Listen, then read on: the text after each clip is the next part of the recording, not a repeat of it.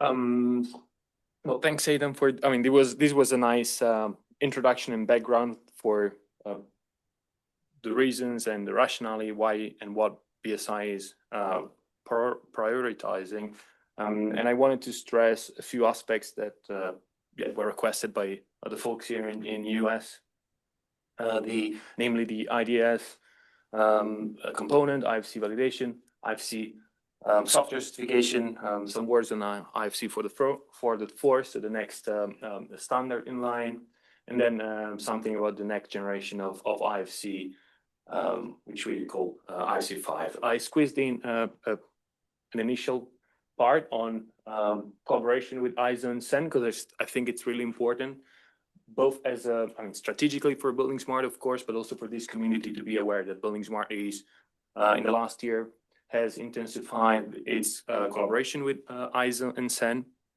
We made a publication on this, trying to explain the community the different topics that we are working on with ISO. I listed a few of them here. So first is the compatibility policy that regulates how the IFC standard evolves, what we are allowed to do and not allowed to do to maintain compatibility of the standard. Then we updated our collaboration agreement that exists between BSI and ISO to also speed up the process and make the process smoother whenever we go to ISO for a new update or a new standard. Then there are two components, this modularization strategy for IFC and the core modules of IFC 5, which are tightly connected and part of a preliminary work item that will soon go to ballot at ISO and CEN. And then there's, of course, the discussions around the update of 4.3 and 4.4. So this is just to tell you that Building Smart is working also with ISO on different fronts, as Aidan was suggesting. So it's not only one standard, but it's multiple standards and also larger cooperation. There's something here also missing. I was not sure if I was allowed to list it because it's an early discussion, but there is this option in ISO to for members like Building Smart to become so-called maintenance agencies of certain standards. And again, this is another tool available by ISO that we are exploring with them that will allow Building Smart to be more active in developing and maintaining a standard without going through the full-blown process every time. So there are some facilitation in that. So it's a very nice thing. We are exploring the possibility of doing that. It probably should be added in this slide. So the next few slides are on those topics that I mentioned at the beginning, starting with IDS, Information Delivery Specification. You'll hear a lot of acronyms. If you're not used to that, I'll apologize in advance. IDS, it's currently published as 1.0, so official final Building Smart standard. I think it was in June 24. There are some documentation cleanup and polishing activities that we still have to do on this version, on 1.0. Nothing functional really about documentation. 37 issues really well tracked on GitHub, so we're trying to find the best way to come up with these documentation fixings. About the future, because this is the present. For the future, there is a working group in the technical domain that is exploring the possibility of a minor update of IDS, so something that we call 1.1 as a working title, fully backward compatible. There are already 18 open issues raised by the community. In this case, more than fixing existing documentations are probably in the area of enhancing capabilities. That's why it's 1.1. Pending budget, because at the moment in the business plan, we have some budget for the validation service for maintenance, for example, but extending or providing an update, it's a different type of effort. So we're also looking for funds from the community, not only of issues and feedback. And we're trying to, we would like to also to prioritize this one, but this is subject to funding. There is a plan to integrate the IDS audit tool developed by Building Smart into the validation service ecosystem. To clarify, the IDS audit tool is not checking an IDS file against the IFC. There are many commercial tools that are doing this. This is mainly checking the correct form, or let's say legitimacy of the IDS against its own schema, against its own standard. So if you wish to draw a parallel, this IDS audit tool is doing for IDS exactly the same thing that the validation service is doing for IFC files. So checking form and structure, and not IDS against IFC. We would like to explore these days, so feedback and suggestions are welcome from this group as well as from the group tomorrow, to understand if there's interest on IDS as software certification, which is a very broad term, intentionally vague, because you can check many things when it comes to IDS as software compliance. You can check schema compliance, you can check coverage, so how much of the entire IDS functionalities are actually available in a IDS checking tool.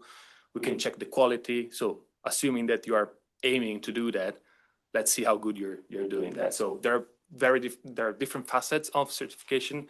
We would like to understand the requirements a little bit better to be sure that we address the real need when time and funds again come up. I'm sorry, I'm gonna sound like a broken record, but that's I want to manage expectations here. There is a longer term plan for IDS and also for BCF. To be integrated in the wider IFCX or IFC5 ecosystem. This is a little bit more technical. We can explore this if there are questions from the audience. But we also got someone in Redlands in the last implemented assembly putting forward this suggestion, which actually aligns with our roadmap. So presenting a mock-up of how an IDS or BCF fragment can look like if it is exchanged using the same technologies, the same mechanisms as the IFC5, so-called IFCX technology. We can keep this interactive and ask. I can open for questions after each topic, or I can do a whole presentation of the 6 or 7 items. Maybe let's check with the audience here and online if there are any questions on IDS.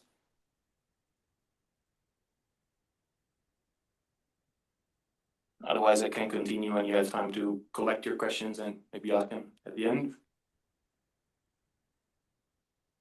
On the IFC validation service and IFC software certification, the title is long because they're tightly connected. So the validation service is, as you know, a service provided by Building Smart. We consider it very mature at this point after almost 2 years of beta phase. It's a key component of BSI strategy. The initial beta was launched in April 24 with continuous improvement since then. We are currently in version 0.8.4. These versions include, of course, all the checking capabilities of the validation service, the header policy check. So we do check header policy. This allows us to better assess tools, but also making sure that that files are correctly classified. And also this file authenticity feature is something really interesting that probably is not popping up yet in validation service. The feature is there, but it's not popping up because there are not many IFC files that vendors are authenticating or signing. So we discussed and we implemented this feature with vendors. Yeah, it would be nice to see some. We know that some vendors are working on this feature. So allow me to say digitally signing, even if it's not a stamp of engineering quality, it's something different. It's basically certifying, or let's say authenticating that a file is coming from that specific vendor, nothing more than that. But this allows us to be more sure when we do our assessment that we are actually assessing a file that is not being tampered with and it's coming from a specific vendor. This is a major step forward in ensuring that our assessment is fair. We are planning to exit the beta phase by the end of Q1, so in a couple of months. less. This testifies the maturity of the service. So we are confident in doing this. We announced a rule freeze in December 2025. So part of the confidence is also giving vendors the certainty that they are not going to be chasing a moving target any longer. But we called for a rule freeze in December, and we allowed vendors to test the latest version, that is the one that is going to be the 1.0, the one that is going to go live. And they have these 3 months to provide us with feedback so that we can change whatever needs to be changed. We will keep developing, of course, the validation service features that are not rules related. We will keep developing them and release them throughout the year. And also for rules and rules fixes, we also will probably work on them. We will just hold on releasing them till next year in version 2.0. Of course, why it is essential for BSI is because the validation service is feeding the scorecards. I have a dedicated slide on that. That is part of the IFC software certification. I just wanted to give you some numbers that we recently been able to collect. There is some development of the validation service that users don't see, but it's very important for us. It's the technical side of it. So we have this admin dashboard that allows us to query the results and the outcomes and the performances also of the validation service. And at least to us, these numbers are quite astonishing. We observed almost 3,000 users in 1.5 years. Most of them are active users, so regularly uploading files.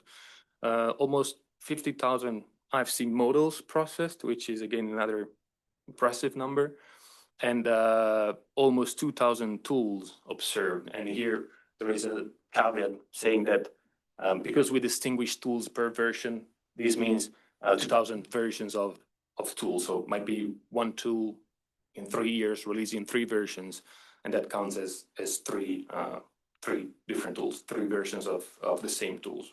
But still, it's an impressive number. Even if you cut it in half or a quarter or whatever, it's still very impressive. We're used to usually talk about the usual suspect, but it's more, and also more impressive than that, because I did that check in December, and then I went to the dashboard again towards the end of January. We have a plus 13% growth of users month by month, plus 8% on models. So we're now past the 50,000 threshold, and also tools are they keep coming. So I think these are really nice numbers that gives us a very strong foundations for mainly understanding our users and our tools, and to better serve them.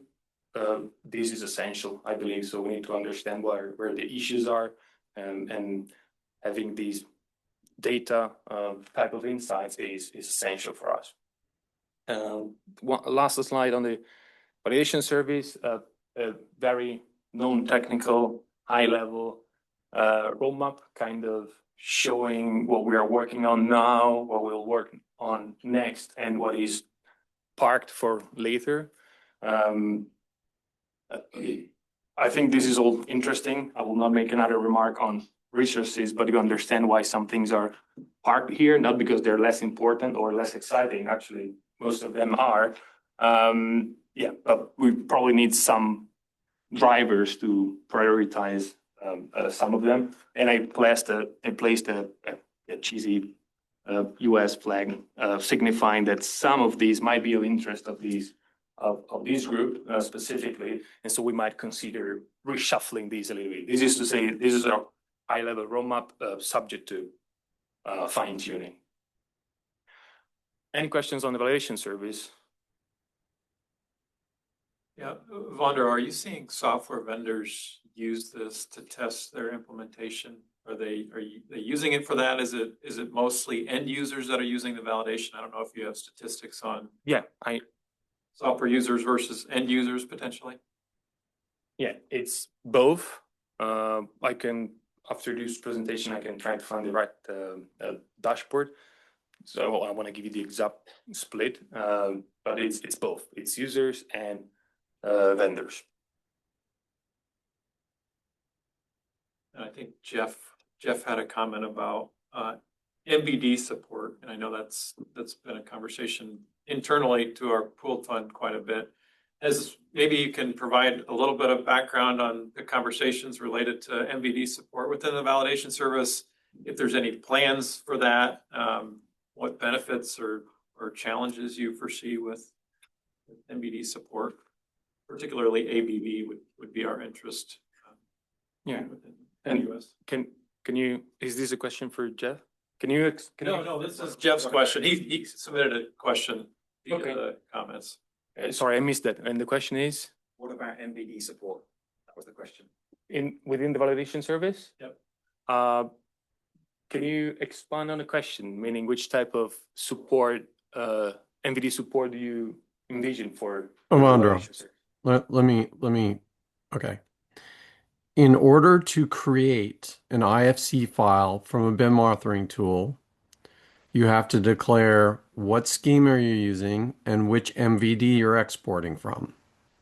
That's how an IFC file is created. So it makes sense. That is how they are created. That's how they've always been created.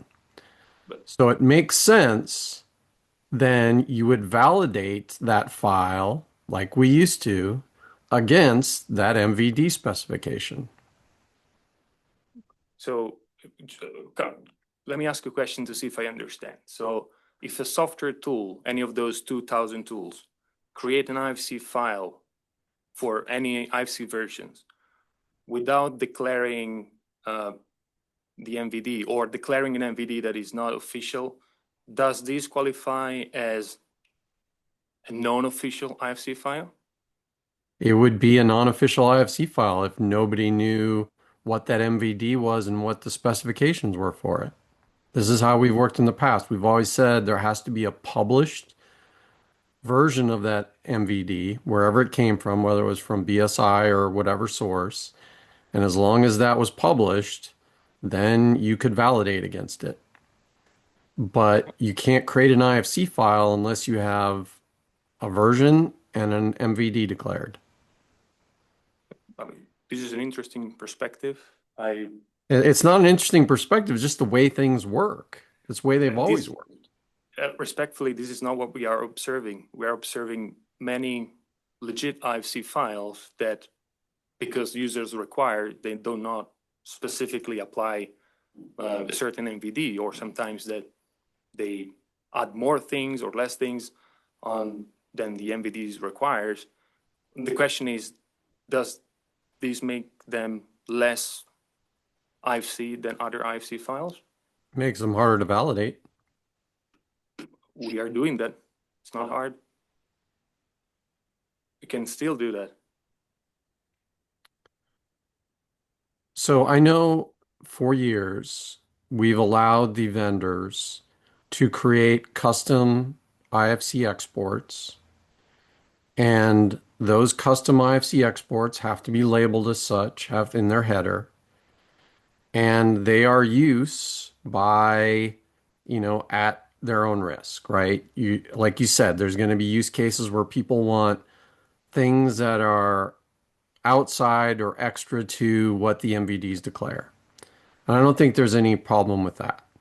Okay. But I think So when you have a case where you have these declared MVDs, why wouldn't you integrate them into the validation service? So for example, if I get a bridge file and it says that it is a ABV bridge file, how can I be sure that it falls within the specification of the ABV and not include things that are outside of the ABV? yeah, and what's your suggestion for doing that on an IFC file base? So let's make an example. So we observe an IFC file from the validation service. So someone uploads a file. The file is correctly declaring a certain MVD. So the alignment-based view, for example, or Yep. IFC4 reference view, which includes, for example, things like assemblies, and then I check the files and I don't find any assembly, how can I determine that that tool or even that file do not support the MVD? Maybe it's only missing from the file because it's not the intent of the exchange, but I cannot rule out that a certain tool is not supporting this. So there is no problem if something is not included. The question becomes is what happens when something is included that's outside the scope? For example, a geometry representation that's outside of the scope of a reference view, or a Okay. geometry representation that's outside of the scope of the alignment-based view. Okay, I get it. So yeah, I think this is a good suggestion. I think we can figure out a way for validation service to flag, for example, when files are declaring an MVD and contain less is not possible, but more is probably something we can flag. Scott had a comment too.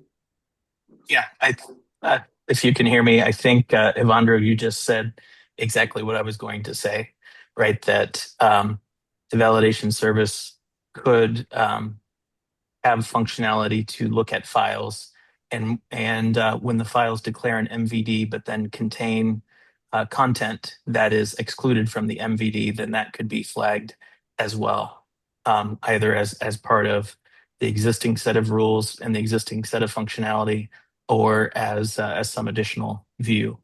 And then just additional background, Evandro mentioned that the validation service does look at the headers of the files and enforces the header policy, meaning that if an IFC file is submitted to the validation service and it includes a MVD, a non-standard MVD declaration, then that's also flagged within the user interface.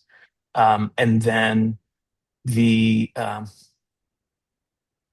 also the potential, purely via filtering or via enhancements to the user interface, to do additional filtering of results and output, likely more in the scorecards as well, but to do groupings to support those views of looking through the information through the lens of an MVD. Yeah, Thomas? Yeah, I'm not sure whether, can you hear me? Yes. Okay. Yeah, I think to me it would really to consider the MVD check as another layer. Like we have the basic check for every file, and you recognize whether it's an existing or valid MVD, then it should be flagged. An additional layer should be called checking, for example, that there are no things inside that are actually excluded from the MVD. The scope, yeah. Yeah. So really, it's like, to me, it's a next layer. Yeah. Which you can call once you find a valid MVD. No, yeah, absolutely. So I think this is something we can suggest as a new feature. File-based will still remain a file-based assessment, but I got a couple of slides how we can maybe turn these in a tool level assessment, following the same principle. But thanks, Jeffy and Jeff. Sorry. Any other questions?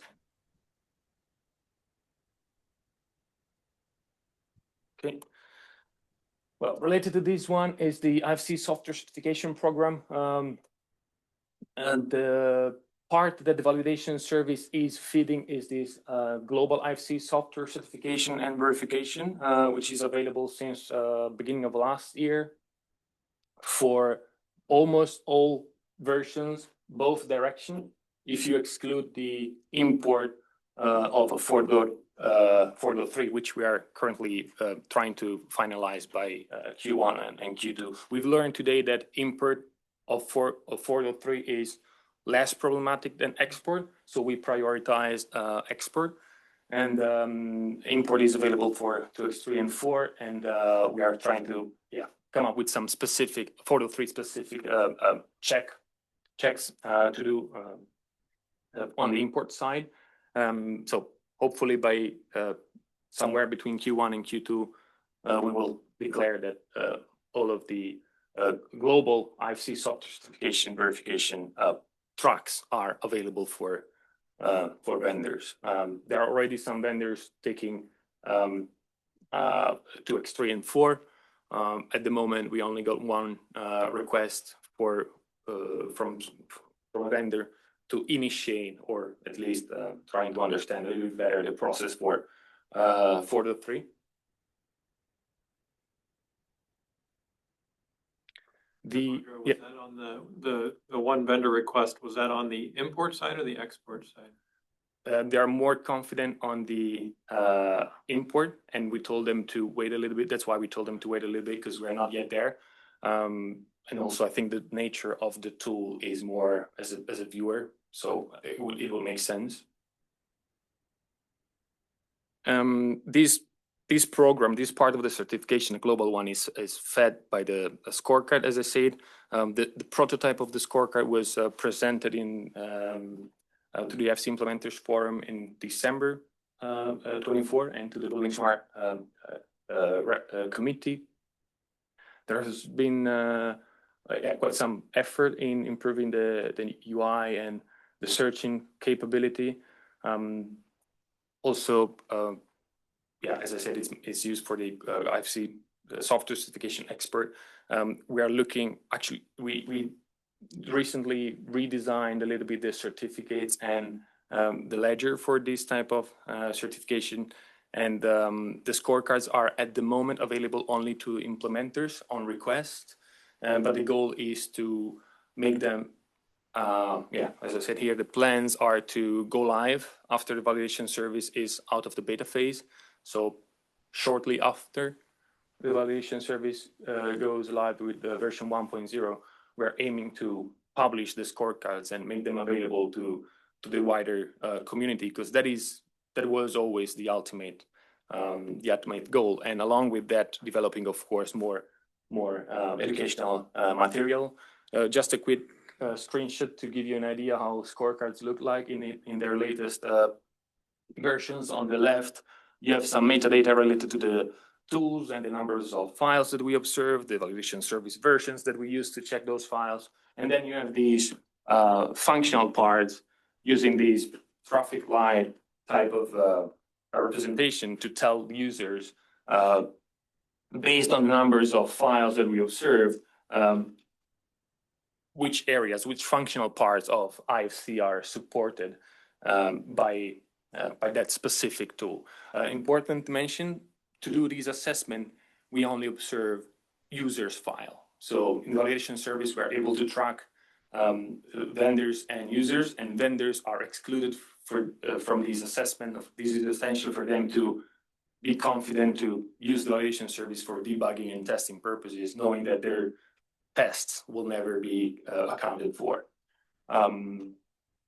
There are many more functionality on the scorecard. If you want, we can have a dedicated discussions, but circling back on the MVD topic, because the scorecards aggregate results from files, here is where possibly we can say anything about a certain tool complying to a certain MVD, because in this case, we are observing more than one file, and we can say with a certain level of confidence, depending on the number of the file, this tool is at least trying to cover this part of IFC.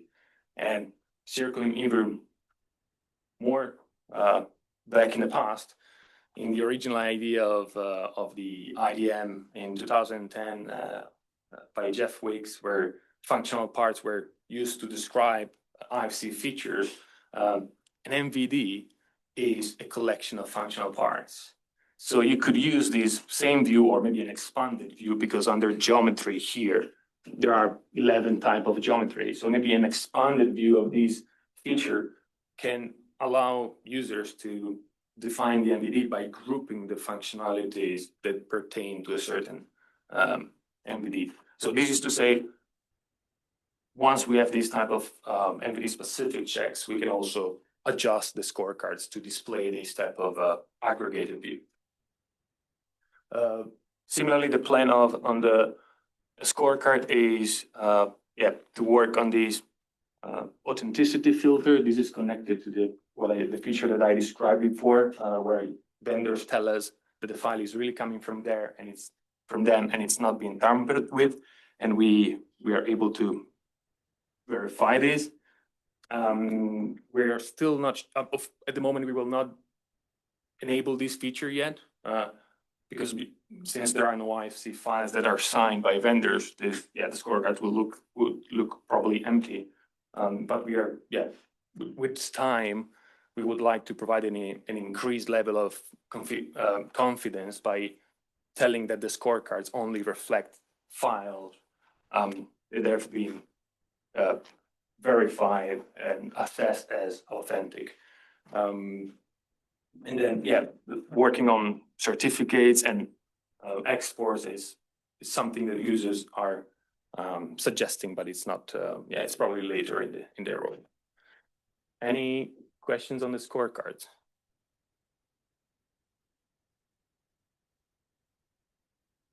I forgot to mention the quarantine feature. If anyone is curious, it's an additional level of security that Building Smart is placing. So when we observe a file that will potentially turn a scorecard red for a certain vendor, we have an investigation process with a quarantine feature that allows us to investigate the file and see if it's really the case that the file is wrong and ultimately will turn a certain scorecard red, or there is an issue in the validation service or a misuse of the tool by the users. Anything can come up of the investigation, but this quarantine feature allows us to be sure when we do the assessment that it's most likely correct. So Evandro, I try not to ask all the questions here, but just for my own clarification, the export validation or the scorecards really deal with the export, correct? Import is different. Can you maybe provide a little summary on what that process looks like right now in terms of what files do you use? Is it manual where you're going in there and looking at the user interface?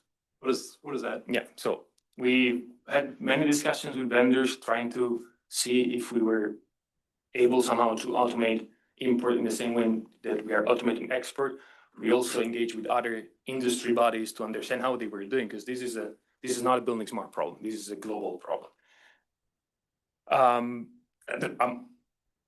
To the best of our knowledge, there is no real smart solution. I mean, some people have dedicated sessions, like in closed room, they bring vendors. So it's ultimately there is a component of human activity that is inevitable. So the way we are doing that is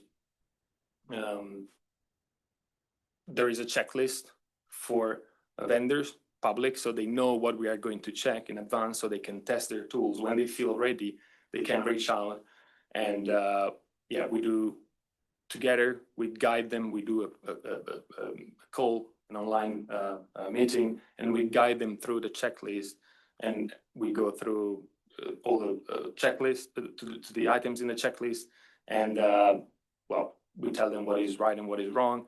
Most of the time, there's something to fix. Maybe it's one or two items, so they go back. Depending on their development cycle, they come back in a few weeks or a few months, depending.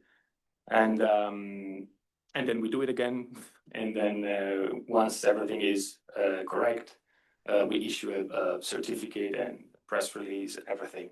I'm coming to you. There is a suggestion from also from vendors to try to crowdsource these type of things. So providing the same test files that vendors are using to a larger crowd, that in a way that we haven't figured out, use a specific version of the tool to do those checks, and then they basically go through the same checklist. This is at the moment a very high level idea. It would be nice to have people providing a more statistically significant assessment, other than one time, one day, 3 people sitting in one call and doing the checklist. But we are open to suggestions. Is that a suggestion? Yeah, I have a question. Do you have a list of the vendors you've worked with who have successfully gone through this, and perhaps a table signifying, if they're partially passed, or does not meet? Yeah. Do you have that? Yeah, we do have that, and we recently redesigned that. Are you able to provide the link in the chat? Yes. It's on the Building Smart website. We show successful certificates. We don't show partially passed until they pass everything. So we don't show who failed. We just show who went through the whole process and got certified. Why don't you show who failed or partially? Because it's usually like, Because usually they keep trying, so they're still in the process of. It would be good because that way we can continue to push them as users, say, hey, can you improve your software so that you pass? If we don't know who they are, then we don't know who to keep on bugging. Yeah, good point. I think Jeff had another. Do you have the presentation up, or I saw Jeff's comment up there? I don't know if anyone, I'm not logged into the meeting, but I missed that. Let me see. You can see that from here. for Jeff, you can probably unmute comment. So how do you differentiate when you're scanning these files and you're trying to validate them for certification? How do you differentiate which might be a user generated issue versus an actual technical issue from the software? In other words, a user can override default settings and essentially create an error on their own and still get an export, and then it would not pass the validation or certification. So how do you know the difference between the two? Yeah, that's a good question. Thanks, Jeff. I forgot to mention, for these type of certification, we do provide the files. So Building Tomorrow provide the set of files that are, and that's also why the 4.3 is still under finalization, because we are providing additional files for 4.3 specific checks. So would it be then fair to say that the quote unquote global certification is really a global survey of support, and that the certification is actually through the software vendors with the files that you're providing? Yeah, I would say the certification is really the moment when we sit together with the vendors and we go through, using their tools, we go through the checklist based on the files that they have imported and we provide it. But I mean, for export too. No, expert is based on the validation service, so it's the sample is much broader. It's based on users' files, not only the sample tests provided by Building Smart. Yeah, but that's what I'm saying. Is then in that case, how do you differentiate which might be a user error versus a technical error in the software? Okay, for the export, yeah, that's where we have the issue, and that's why we have the quarantine feature. So sometimes when we get a file generating a scar or causing a scorecard to become red, we have to make sure that it's turning red because there is an issue or limitation in the tool and not something caused by the users. There are some known areas that we know users can, allow me to say, mess up a little bit more. And some areas that we are almost certain that the users have no control over. So some very specific geometry that are related to the kernel of a tool where the users have no access. We are more confident that there are no issues in there. Still, people manually tweak files, but this is why we have the digital authentication in place and the hashing and the header policy to make sure that the files that we are observing has not been tampered with. So if it's an issue, if we observe a core issue on how edges are referenced in traces, I don't think you guys give control to the users on how to do that. So most likely, if we observe that and the file is not being tampered with, it's an implementation issue, and we go back to the vendors. Actually, we do give a lot of that functionality to the users because they're so broad. You do so many things with MicroStation and Bentley. So some of those things, they could set settings in their files and export it, and they may not meet exactly that. Yeah. But we love that. I think in this case, what we can do as Building Smart is to liaise with vendors. So we can provide you the scorecards for your specific tools, and you can check if those issues are known issues to you, or if there's any surprise. If there's any surprise, we can investigate if that is an issue caused by the users or not. I have two questions. First is easier, I think. what type of file are you giving them? Is it a building? Is it something more complex, an airport, infrastructure? Good question. I know infrastructure is more difficult to export IFC. So it'd be good to understand what type of file they're receiving. Yeah, good question. So for the IFC 2x3, 4, and to some extent 4-3 certification, we're providing them with the same sample data set that we use for our professional certification. It's a set of 9 models, including a building, a bridge, a railway, a road, in a very simple way. And for the 3 specific checks, we rely on the example files that Building Smart provide in their own specification to do specific checks on linear placement, for example, or sweeping profiles and these type of features that are not available in these generic certification models. Perhaps it should be good to provide certification based on building types, a building, a vertical building, highway, and infrastructure separately, because it's difficult to meet IFC based on what you're working on. Now, if the user is then modifying the IFC after it's been exported, then they're invalidating ISO, because they're then modifying files that they are perhaps not the owner or the author of it. So that needs to be understood, that if they're auditing that or editing that, it's no longer ISO certified. Yeah, and we are able to exclude those files at the moment, because if they're tampered, we use the digital signature technology. If the file is dashed, and there is a certificate from vendors.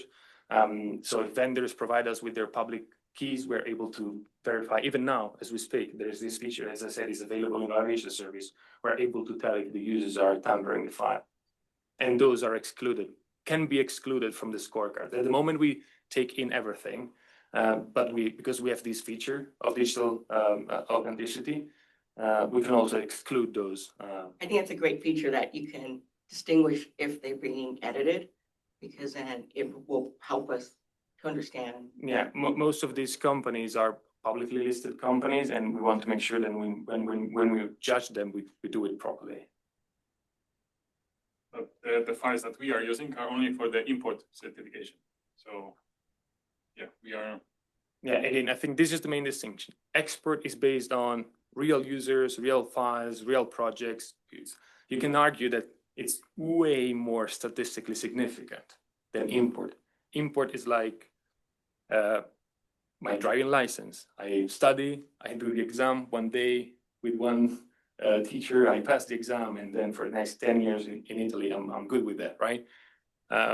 So yeah, that's a little bit of difference. So it's also important. That's why we also mention education. We need also to educate the public owners and users what they can expect in terms of reliability and quality from the 2 type of certification. You understand that one is based on real users, real files, and the other is a test, like your university exam. Am I overtime? Horribly overtime? You're good. We go till 2:30, so. Okay. Next, a couple of slides is on the 4.4 update. So as you know, we now have this IFC 4.3 Addendum 2 that was published in April 24. And as Building Smart, we have identified 3 main sources for a future update of the standard that we call 4.4. So what we are trying to do with ISO is to cancel and republish. I think replacing is the terminology. The existing standard and replacing it with the new versions. The 3 main sources for doing that are the suggestions that we got from the IFC for tunnel projects, which are in 2 areas: addition, so new concepts, but also modification to the existing standards. Then we have to process some comments coming from ISO from previous iterations. And then we have a big pool of issues from the community, the software implementers, basically everyone that put their hands on the standard in the last couple of years and have identified issues. You probably cannot see, but there are some high-level estimation of numbers, like 100, almost 200 items here, 133 here, and 500 here. It doesn't look that bad because some of the issues here in the 500 issues on the GitHub are either out of scope for an ISO update, or they might be already existing in the tunnel suggestion. So there are, in other words, they are duplicates. So it doesn't look that bad. That's why we approached ISO already. We discussed with them how we can proceed with these for update. I have something here in terms of details. So we're gonna republish the ISO standard all in one. We are gonna opt for the 24 month track. So ISO has 3 tracks, 18, 24, and 36 maximum. And we went for the middle one, learning from experience. As I said, we already started discussions in May last year. So we already have a plan, and we have a new work item form, which is the thing that you have to submit to ISO and send to kickstart the balloting in the process. That of course will be submitted, can only be submitted according to the BSI processes after the standards committee voting. And so now the standard committee executive, which is one of the many committees in Building Smart, is discussing what exactly the SC should vote on. So that's we hope that we can start this soon, also because when we submit the new work item to ISO, there is a 3 months period for them to do the balloting, and then the 24 months start. So it's already 27 in total from when we get the green light, so to say. Any questions on those 4 update?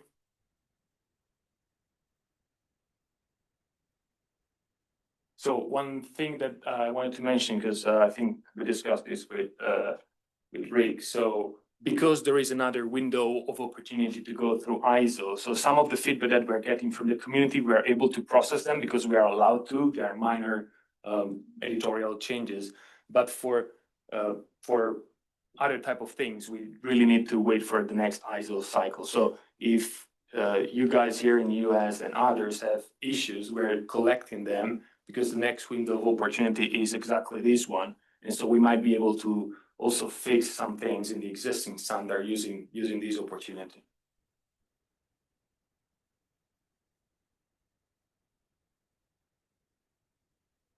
Okay, next one is the next generation of IFC, and I think it's probably my last update. So as Aidan mentioned, BSI is fully committed to IFC 5 as well as the rest of the standards portfolio. There is this preliminary work item, which is in ISO term is a placeholder that allows Building Smart and ISO to entertain discussions on specific topics. These topics are the modularization strategy for IFC, so how we're gonna slice and dice the whole thing, and then also which core modules of the IFC 5 strategy we're gonna begin with. We are having an IFC 5 workshop with SEN, the European standardization body, during their meeting in March in Berlin, and the final project plan, the BSI project plan, has been finalized by the technical domain and is now going through the BSI process. So there are a couple of committees that will have to review this, and then another committee, and then probably we'll go to vote through another committee, and hopefully the project can start. But we are allowed to do some preparation work because all these committees, so the lead time is quite long. So we would like to leverage on the momentum to keep doing some work. And so we're using the technical domain, the mentors forums, the summit, every opportunity available where we can put people in a room and discuss. We're doing that. And then one day we'll officially have the green light and we will be, probably a little bit more quick. The current participants of the project are, of course, Building Smart, and then some other software implementers that are really interested in these. Of course, it's a BSI project. So when I say participant, I strictly mean the people signing the participation agreement of the project, but because it's a BSI project that goes through the BSI process, we have all the committees, all the domains, all the chapters that at specific gateways, they have means and moment in which they can interact with the project. This is not only for IFC5, every BSI project works like this. The project title is IFC5 Core because it focuses on the core module of the new, of next generation of IFC. There are other modules, of course, we discussed before, and I'm afraid I don't have a slide on these, but the main idea of this modularization, which is very much under discussion, is to split the technology and the technology extensions from the domain semantics and try to have also different life cycles, different type of support from vendors that by supporting 2 or 3 core modules, they can get all the semantics, because that at that point, it's a semantic, doesn't really impact on the technology. So this modularization strategy is part of the process. And I think we will try to push some of the BSI domains to start some work on their modules in parallel because they're complementary. And given the timeline of ISO, I think it's wise if a couple of modules arrives at the same time of the technology that enables them.